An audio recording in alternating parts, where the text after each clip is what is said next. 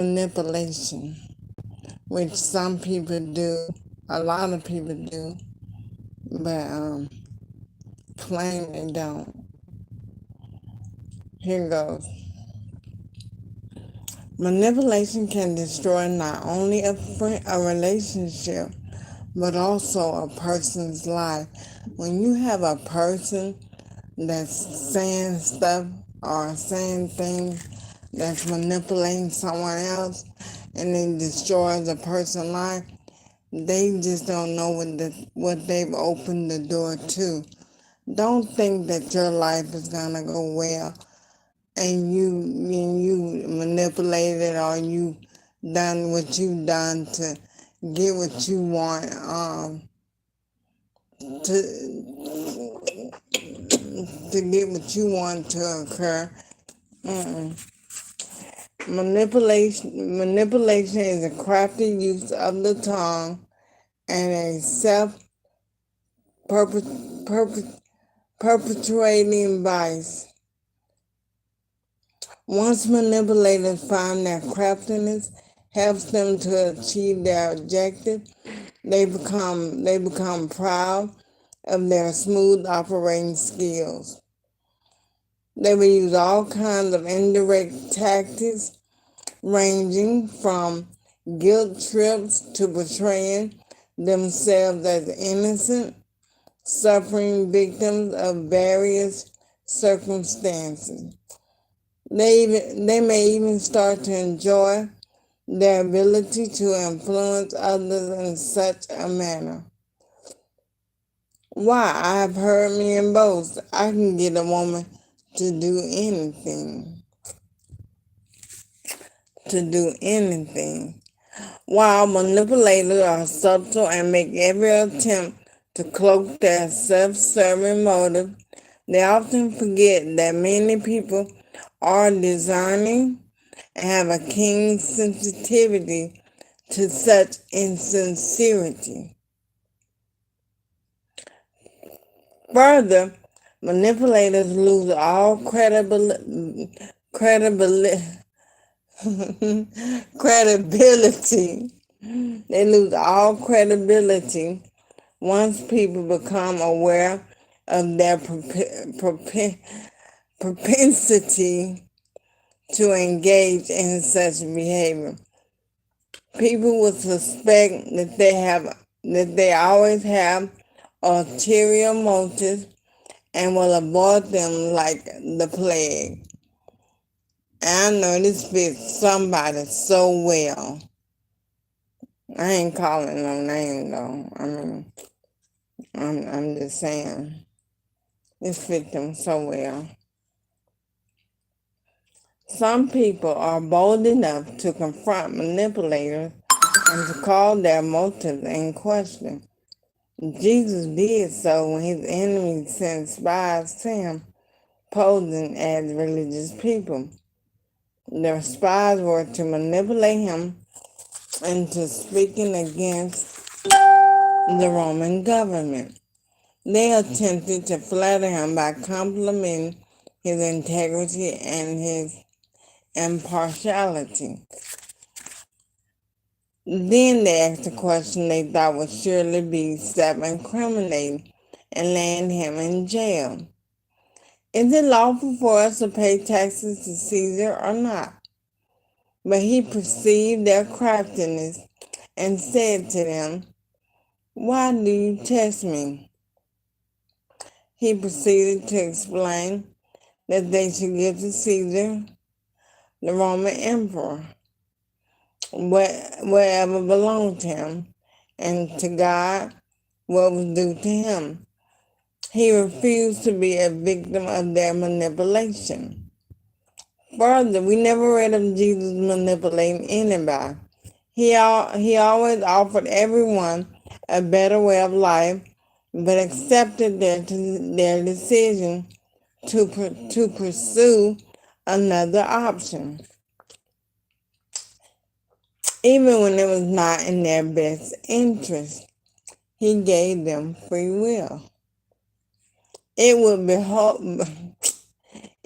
behoove us to emulate him in this regard. Why? Because because manipulation is deceptive and attempts to take away a person's free will choice. Not,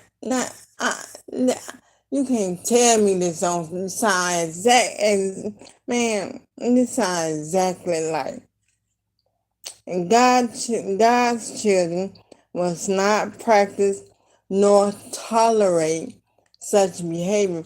And when we tolerate that kind of behavior, when we tolerate it, and we know, cause see, some people tolerate and go along with certain stuff, and they don't know. Some people act dumb like they don't know, but yeah, they know. And it's wrong all the way around. You get like even if it's not the best, it's not the best thing for them or not the best thing for her. By it being his or her decision, you leave them alone. You don't set out to go straight.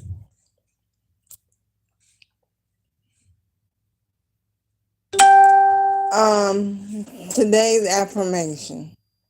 Because I am in right standing with God, He surrounds me with favor.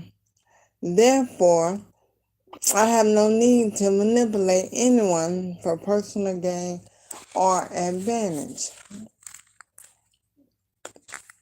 That's an affirmation. Today's affirmation.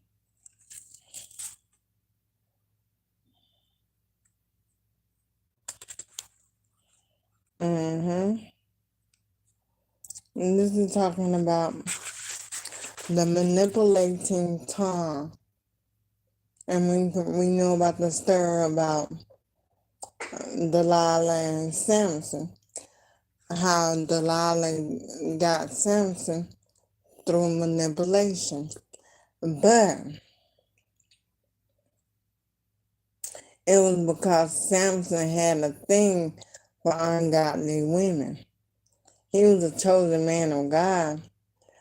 But he also, although he was chosen, he was a human who hadn't took control of his flesh. Cause see, that's what it is. When we lie,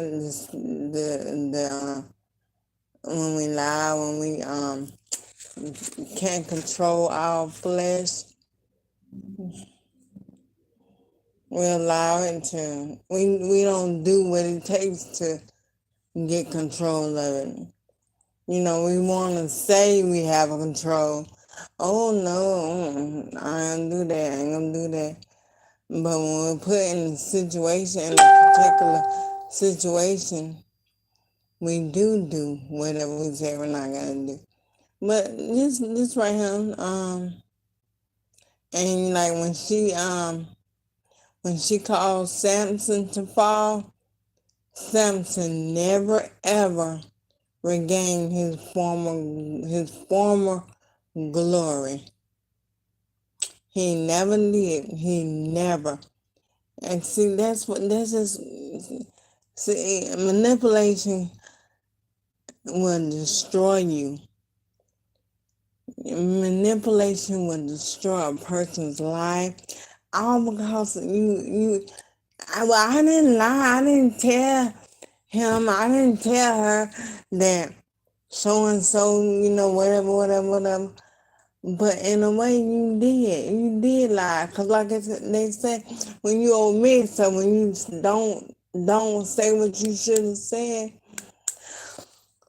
they call that a lie by omission. So I mean, when you manipulate, that's lying as well. But in my eyes, because you manipulate, it's just a different type of lie.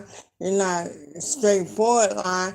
You're manipulating. You're going around circle. You taking care of all the edges, and you're gonna weasel your way in there like most weasels do.